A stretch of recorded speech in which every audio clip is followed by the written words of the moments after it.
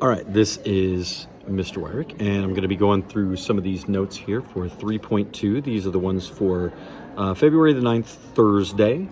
So I'm just going to click through kind of slide by slide, let you know what's going on. Some of this stuff you're already going to know, but this is just a little bit weird as compared to some of the other stuff that we have done and are going to do.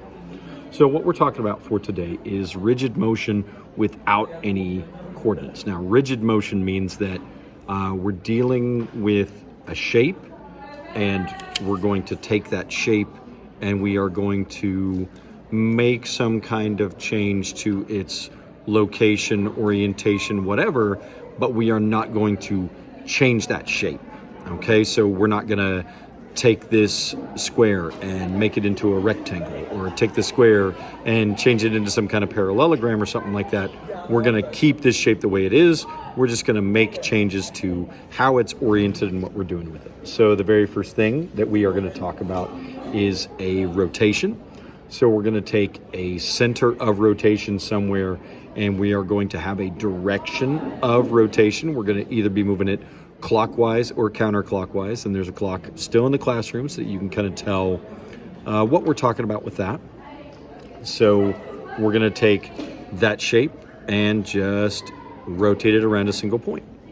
So that is a rotation, and you might kind of draw that motion into your notes. Sometimes rotations can be very short, but we did see some of these with the rotational symmetry that we were looking at. Okay, so that was slide number 2. Slide number 3 says we are talking about a reflection. So it's harder to illustrate with something like a square, but we take the square, we find a specific line, and we flip it over that line to where we have the same square but looking back on itself across that line. Now we're going to be more used to seeing something on like the axes, like dealing with reflection across the axes when we get to doing this in the coordinate plane. But understand that that line can be anywhere. It could be a line like through the thing itself to where we kind of flip it back and forth like that, or it could be far outside of it to where we flip it way over across that line. I believe in the activity for today, it's going to be kind of flipping it on itself. So then the last one that's mentioned, slide number 4, is a translation. So we start with something up here and we move it down or up or left or right or some combination of those. We just move it somewhere else. So we've got the rotation where we turn it. We have the reflection where we're flipping it over. And then we have the translation where we move it from one place to another. I know that there were questions on the middle of the year Delta math that were asking about this, and we just hadn't got to that yet. So now we're there, we're learning about it. Slide number 5, rigid transformations. It just talks about what I said before. When it's a rigid transformation, no matter what kind of turn, slide, flip, whatever we do to this, the angles are all the same. The shape is still the same. The sides are still the same in relation to one another, and the length of the sides is still the same. So we still have a congruent shape when we get done with our rotations, reflections, transformations, anything like that. So it's still going to be congruent. So your assignment for today, and I'll try to make this a live link so you can just click on this in the notes, but it's going to be, you're going to go to desmos.com/geometry. So it's a little different look to the website. And I'm going to go ahead and take this back some shapes here and get you to kind of look at what's going on. So here in Desmos, you're going to be on construct and you're going to select a polygon. And I said make a triangle. If you want to make something other than a triangle, you can do that. But I'm just going to say, here is my triangle. Okay, and it's just here in the construct.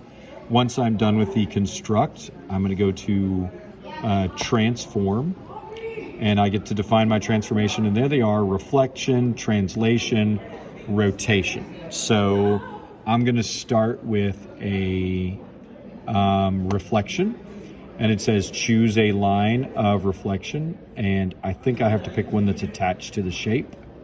So I choose my line, and then I say let's go. Oh, looks like I'm gonna have to go back. Okay, define my transformation. I'm going to choose a reflection. I'm going to pick this line right here. I'm going to choose this object to apply it to, and I'm going to apply, and you can see it reflected it across this line of my triangle. Okay, and then I want you to take a screenshot of that, whatever transformation you were doing there. And then I'm going to go back. I'm going to pick a translation. So I'm going to take this point and I would like to move it down here. And it's going to keep this object looking exactly the same. I'm going to transform that triangle with that. So let's apply that. And you can see it just moved the whole thing down. No big deal. And I would take a screenshot there. And then I'm going to, whoops, got rid of my whole thing. Then I'm going to take it and I'm going to do a rotation. So I'll make a weird point over here. Let's rotate it around this point. And I want my angle to be, let's go 270 degrees. And then I'm going to pick this and apply that transformation. And there it is, turned. I might need to move my screen a little bit to get to where I can see what's going on. But that's basically it. Take screenshots of those, take those pictures, put them onto a single Google document, and then you should be able to turn that in for today's assignment. And hopefully that gets you through it.